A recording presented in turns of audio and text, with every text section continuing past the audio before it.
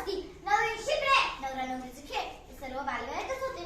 लहानपणी गप्पा गोष्टी, कुठे बिन पैशाचे खेळ हो. कोणीच कुठे बिझी नव्हतं, होता वेळच वेळ हो. पण आजकालचे बालपण पाहिले की वाटते झोपताना पाहिलेला तो संजय मामा कुठे हरवला. आई पाठीवर लिहिणारा तो खडू कोणी पळवला.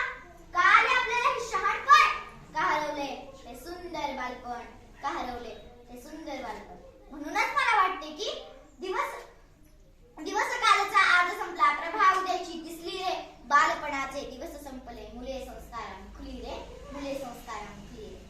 आजकाल मुले खूपच लहान वयात व्यस्त दिसतात. सकाळी उठली की मोबाईलची चिटवट, प्रचंड अभ्यास, सगळे क्लासेस. स्वतःच्या वजनापेक्षा दप्तराचे ओझे जास्त आणि त्याच दप्तराच्या ओझ्यापेक्षा त्यांच्याकडचं अपेक्षांचं ओझे जास्त असतं. त्यातच सकाळी मुले झोपेत असतात तेव्हा आई बाबा घराबाहेर पडतात आणि जेव्हा रात्री मुले झोपतात तेव्हा आई बाबा घरी परततात.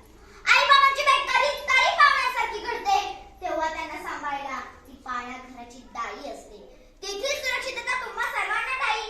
मग हरवत चाललेले बालपण आहे की नाही हे तुम्हीच ठरवा. आज आधुनिकीकरणामुळे बदलत गेलेले दिवस व बदलत गेलेली परिस्थिती पाहता हरवत चाललेले बालपण असेच दिसेल. 2 हातात 4 मोबाईल, 2 हातात 4 मोबाईल, नवे नवे सोंग आले. माणूस गुगलवर घर फक्त हँग झाले, घर फक्त हँग झाले. आज आईच्या पदरात झोपण्याचा आनंद पुढची पिढी घेऊ शकत नाही, कारण जीन्स घातलेली आई पदर देऊ शकत नाही. आजीच्या भरल्या लुगड्याची जागा टिसभर पॅन्टीने घेतलेली आहे. आजोबांच्या धोतराच्या जागी ठिगाळची जीन्स आलेली आहे.